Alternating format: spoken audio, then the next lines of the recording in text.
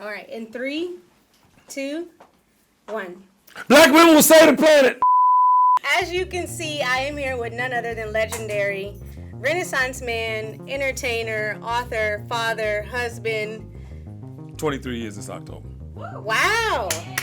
Y'all give it up for that. That's worth it right there, player. So, my name is Neisha. I get the pleasure and the honor of talking with you today. Kenny Burns, welcome. Thank you. It's my pleasure. To this amazing interview. As you guys haven't already been able to tell, we actually have a live studio audience for this interview. Yeah, make some noise for yourself. Very, very, very exciting. So first of all, you're here because you were able to actually grace the cover of the one and only. Yes. In the City magazine. Give it up for In the City, y'all. This is always cool. So what is your first reaction, I guess, when you find out that you're going to be on the cover of a magazine? Talk about that experience in general. First of all, you know, if you're ever honored to be on a cover, you need to be elated, and I was. I mean, at the end of the day, this is home team. I think that, you know, we don't support locally enough, right? We always think, oh my God, it has to be this thing, and if I don't get this and that, it's not going to, no, but it's amazing because it comes out of Atlanta, and I am Atlanta, so I love, you know. Atlanta. I love, yeah, absolutely. I've been here for 30 years, curating culture on the highest level possible. Okay. I don't think there's anybody outside of the original fabric of Atlanta that's done more for Atlanta, actually. Y'all heard it? Y'all heard that? Yes. Okay. And so, yeah. Right. Okay, curator. I was here in I got locked up my senior year of high school in 91. And I moved here in 1992. See, what people don't realize, I'll be 50 this year. I know I don't look it. But yeah, so I came here in the heyday of TLC just sold all those records. Criss Cross was at 4, I think the first hip hop artist to sell, that many records. And it was becoming what Atlanta is today. So you can imagine having Outkast come for the first time to my funk clinic party. Oh, yeah. For the AUC right over on no, it's not Marietta Street. What street was that? What street? Is anybody old enough? Anyway, it was over there by the CNN and the old Omni and all that. That's how far I go back. But yeah, so I've been here a long time. And so saying that, having a couple decades under your belt, does it feel like it's been a long time? It's a blur, honestly. I don't even feel like I'm about to be 50. Like it went by so fast. And I think when you're young and you're trying to figure it out, you're just in it. You know, you don't really have time to stop and feel every bit of what's happening. You wouldn't have never thought, Shanti Das brought me Outkast. Can you put him on your Funk Tank Friday? I was the first to bring Jay-Z. Yeah. I was the first to bring the Big Mac promo with Biggie Smalls and Craig Mack. Wow. So, but I was doing things, and plus, back in those days, the city was not Atlanta. The city was College Park. All the things happened. That's why the Amaretta song is so amazing, because when she says that's not Atlanta, well, there wouldn't be no Atlanta if there wasn't no goddamn Cascade, you know what I'm talking about? Right. Or the outskirts. And then, when we started doing our thing at the Funk Clinic in the Phoenix, it was the Phoenix and then the Funk Clinic. But then, we started bringing things to Atlanta that were, not just happening here. Because I think back then, Shadi, Kilo, Raheem the Dream, Tony Mercedes, that was Atlanta music. You know what I'm saying? And I think that people don't realize there was a bridging of the gap that had to happen, and that was my crew. We did that for Atlanta. Yeah, and I like that you said that. When you're young, you're still trying to figure it out. Obviously, like you just said, you're about to turn 50. It feels like you figured yourself out. Yeah, would you agree? At times, child, I still believe in, creating something, whether people believe in it or not. And I think when you do that, there's a sense of insecurity, right? Because you don't know. But I think I've just fortified my entire life based on what I believe to be true. And I just always put my energy into that. And I haven't, I've had more successes than failures, God, willing, but I still think like that kid that moved here, getting out of jail, trying to figure my life out. Because my cousin went to Morehouse, by the way, he talking about Freaknik. And I was like, what the fuck is a Freaknik? I got to be there at some point. Freaknik, if you know, you know. If you know, you know. Hey. I really like that. You, like I said, you're a Renaissance man, so you've kind of been able to dabble and explore and essentially become an expert in so many different facets, especially in media, arts, entertainment. Yeah. Can you talk, is one of those, would you say, is your favorite more than the other? People are my favorite, and I think that's the commonality between them all. I remember Claude Austin, Dallas Austin's brother, may he rest in peace. They gave me my first job. My first artist was Monica. And Kevin Wells had did the album and was done, but they were having trouble putting Don't Take It Personal out. And so I came in green making $19,000 a year. Outside service is what they called the check. And I don't know what that meant. I don't think they took taxes out of my little money, so I was thankful. But I remember, to your point in question, I remember like coming in with all this energy, like I want to shoot a movie with her. I got this idea. We got to tell this story, this, that, and the third. And Claude told me, he was like, master one thing, and you'll be able to do them all. Yeah. And that's kind of like the blueprint I've taken as far as my journey and what I've chosen to do. But I'm blessed because, you know, I've not adhered to status quo because I've been married 23 years, and that's unforgiving in this business. But I think, too, like, that's the way I look at the business. Like, I like to dress. Became the second black designers in Saks Fifth Avenue ever with Ryan Kinney, before Virgil, before anybody. Wow. And that happened at Phipps Mall Wow. at Saks Fifth Avenue. So I think, you know, you put one foot in front of the other. You don't really know what's ahead of you all the time, but you know there's something greater than what's here today. And that's how I've done my business and led my family. Yeah, and I would be remiss because you've been able to spearhead a lot of very well-known brands in their branding strategies, and I would kind of be remiss having all these beautiful black people in this room with us today, some aspiring entrepreneurs, some really well made strides in their careers in given fields. What would you say when it comes to branding is the thing that people miss? You smart. Thank you. I got caught up in your smartness, your intelligence. So the last part of that was? Okay, so when it comes to branding, I know the easy question would be for what, how can I get better at branding? But from your experience, from you being, you know, your perspective, what would you say is the thing that people miss when it comes to branding? Being their authentic selves.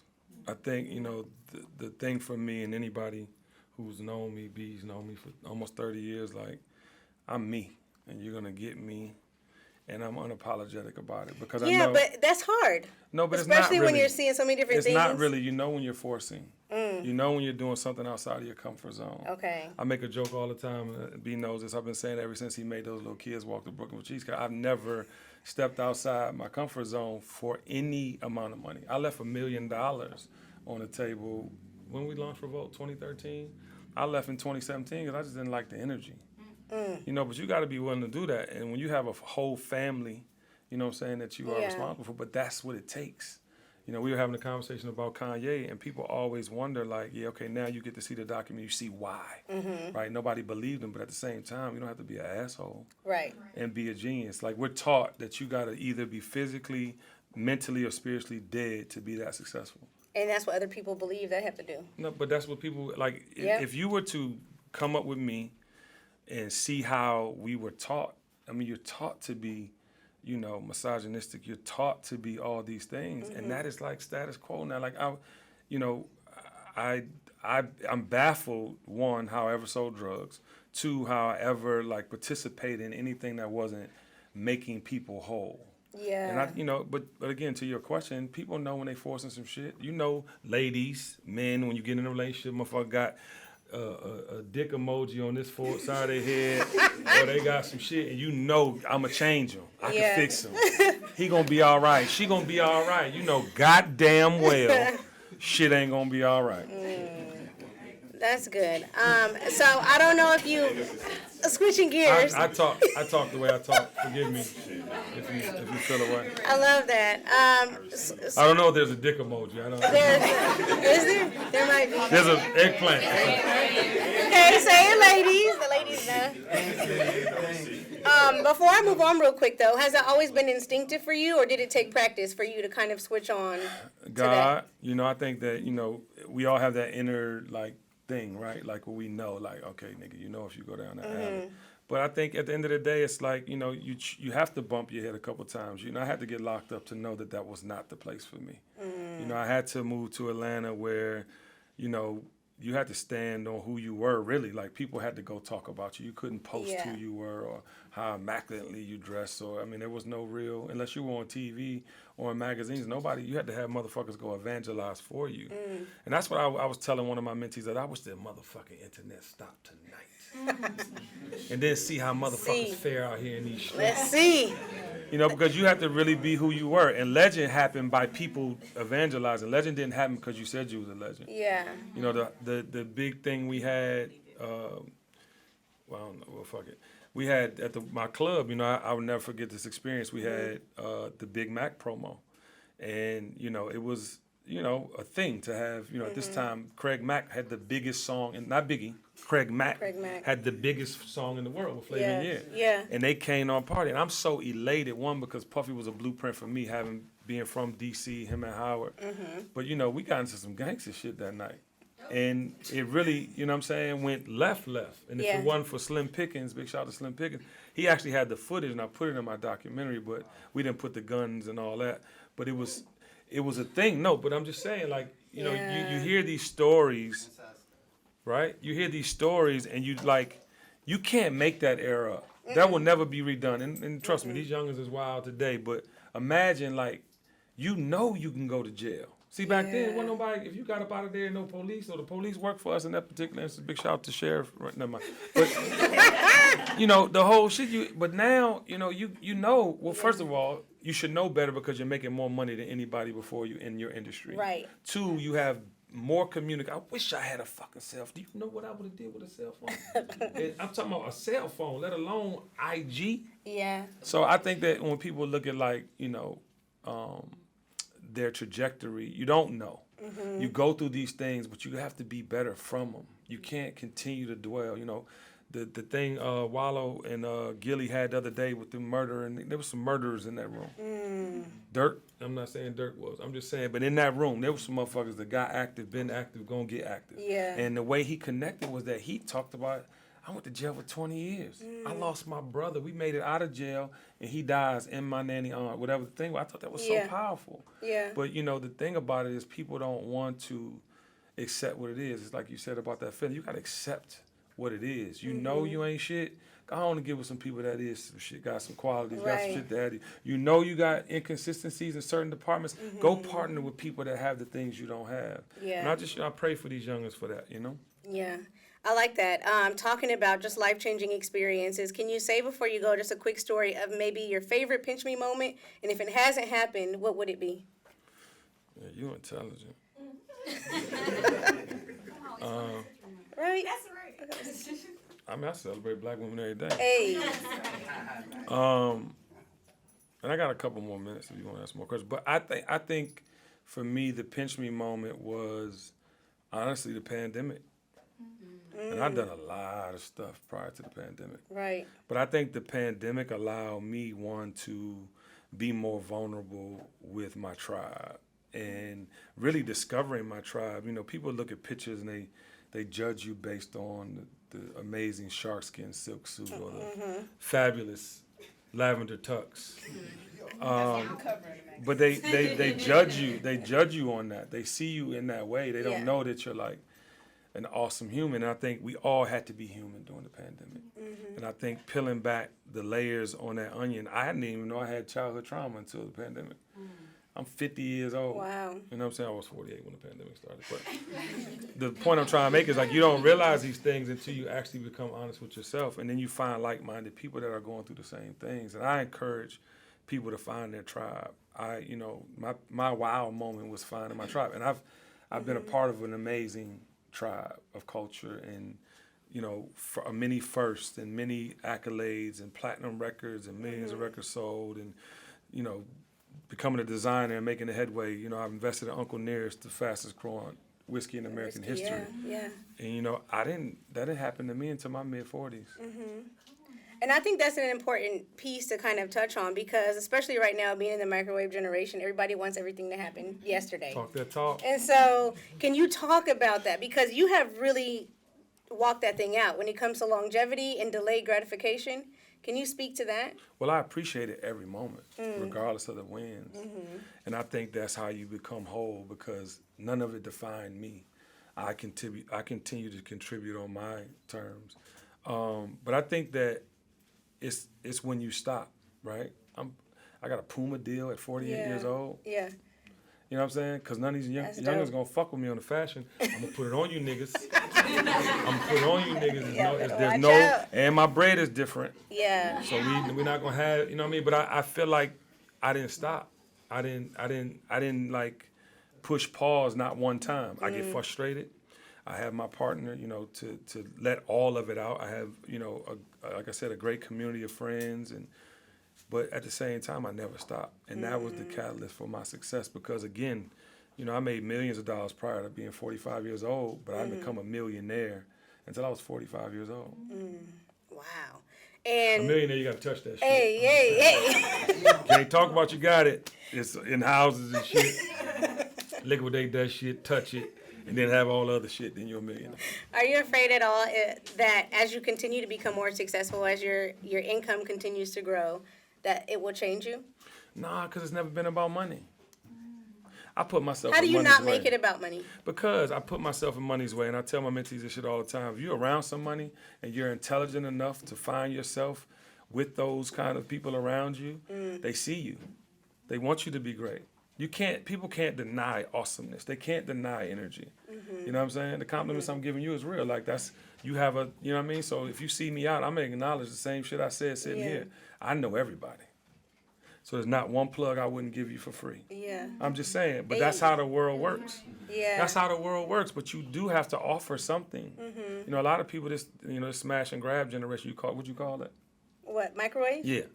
I call them smash and grab. Smash and grab. I like your term better. These niggas, I ain't never seen no shit like this.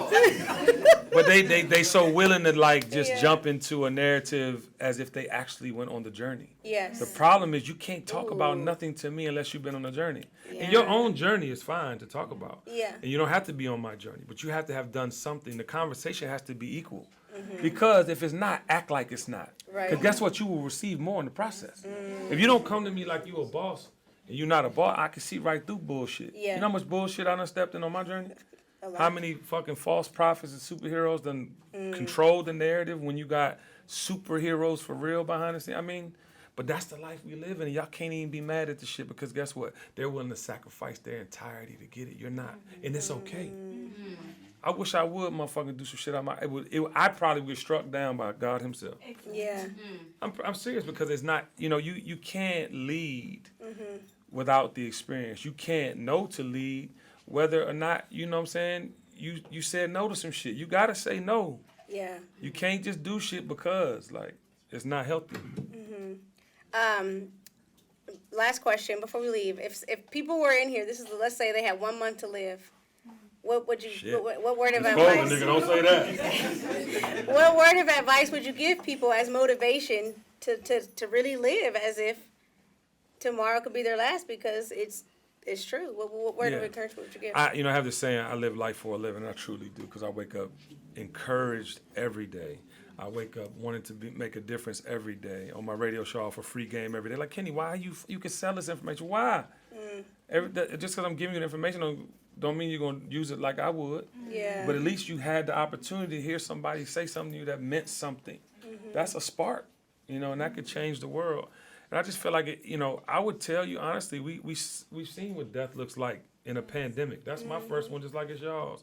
We've seen, unprecedented racism is still as thick in the air as it was in our grandmother's days. You know what I'm saying? So you have to just be conscious of who you are and who you want to be and how you want to show up in the world. And I would suggest you do that every day. All right, so the moment that we all been waiting for, the reason why you are here is because, like I said earlier, you blessed the cover. We are about to reveal, for those of you guys who haven't seen it, it's dope. So Kadir. And I want to say this before they do that. Okay. I am very, I'm a very community-based and driven person.